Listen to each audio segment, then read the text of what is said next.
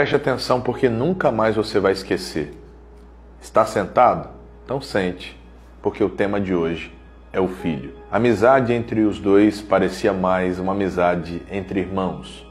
Aqueles bons irmãos. Eles saíam juntos, conversavam, pescavam, eram amigos. O pai estreitou o relacionamento com esse garoto porque a sua esposa havia falecido. Ele era um homem milionário, muito reservado, mas totalmente dedicado à criação do seu filho. Ele tinha poucos hobbies, mas um dos hobbies que ele possuía era colecionar quadros preciosos. Picasso, Van Gogh, Leonardo da Vinci. Quadros que muitos milionários gostariam de ter, mas ele tinha em seu acervo pessoal e ele não abria para quase ninguém. Num determinado período, houve um alistamento para a guerra. O filho dele foi convocado. Com muita dor no coração, ele viu o filho sair de casa. E o filho disse: pai, fique tranquilo, porque eu vou voltar. Esse garoto, por ter sido criado com o pai, ele era muito verdadeiro, muito amigo.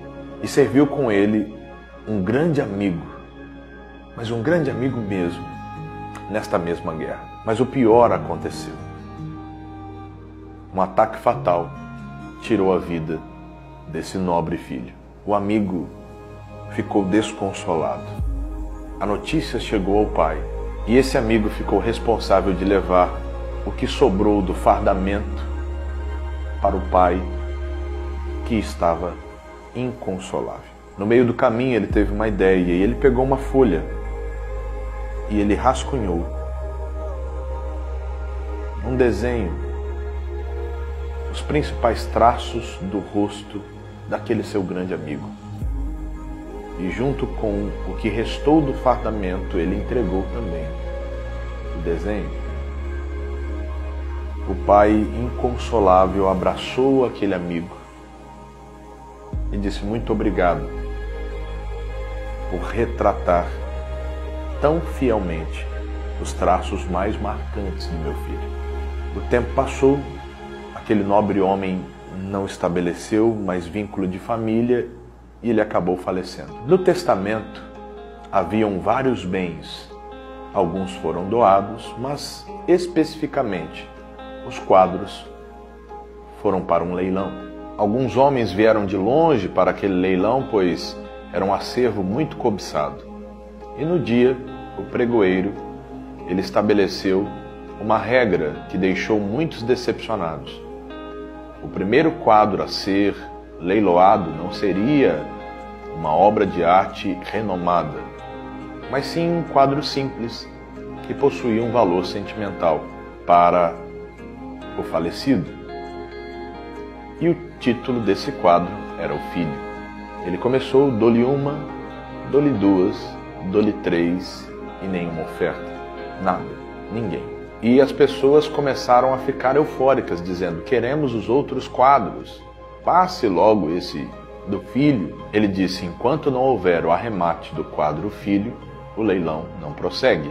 E um dos homens que estava ao fundo, ele não foi com o objetivo de adquirir um quadro, até porque ele era motorista de um dos milionários. Ele levantou a sua mão e fez uma humilde oferta. Era tudo que ele tinha no bolso. E ali foi lançado: dou-lhe uma, dou-lhe duas, dou-lhe três. E ele adquiriu aquele quadro. No momento que ele adquiriu, houve uma comemoração muito grande. Alguém gritou: pronto, agora vamos começar e vamos para a parte que nos interessa. E aí o pregoeiro bateu o martelo e disse: o leilão está encerrado. Todos entraram em choque, discutiram e falaram: viemos de longe, pagamos um alto preço, largamos nossos compromissos por nada? Como assim? Ele abriu o testamento e no testamento estava escrito que aquele que adquirisse o quadro, o filho, ele seria o detentor de todos os outros quadros que estavam ali naquele leilão. Aquele humilde homem adquiriu o filho e ele adquiriu tudo. No Evangelho segundo João, no capítulo de número 3, no versículo 35, diz assim: O Pai ama o Filho e todas as coisas entregou nas suas mãos. Aquele que crê no Filho tem a vida eterna, mas aquele que não crê no Filho não verá a vida, mas a ira de Deus sobre ele permanece. Quem tem o Filho tem tudo. Talvez você ainda vive numa falsa ilusão de que as coisas materiais, elas podem suprir aquilo que é essencial. A grande verdade é que todos que estavam ali queriam apenas saciar o seu ego com uma tela em sua parede. Mas aquele humilde homem foi o mais sensível. E ele sabia, lá dentro do seu coração, que aquele quadro era o mais valioso, porque não era o quanto ele valia, mas sim o que ele representava.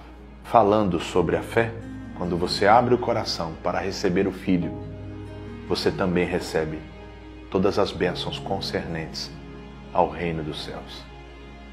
Que Deus te abençoe e que hoje você receba o Filho como teu Salvador.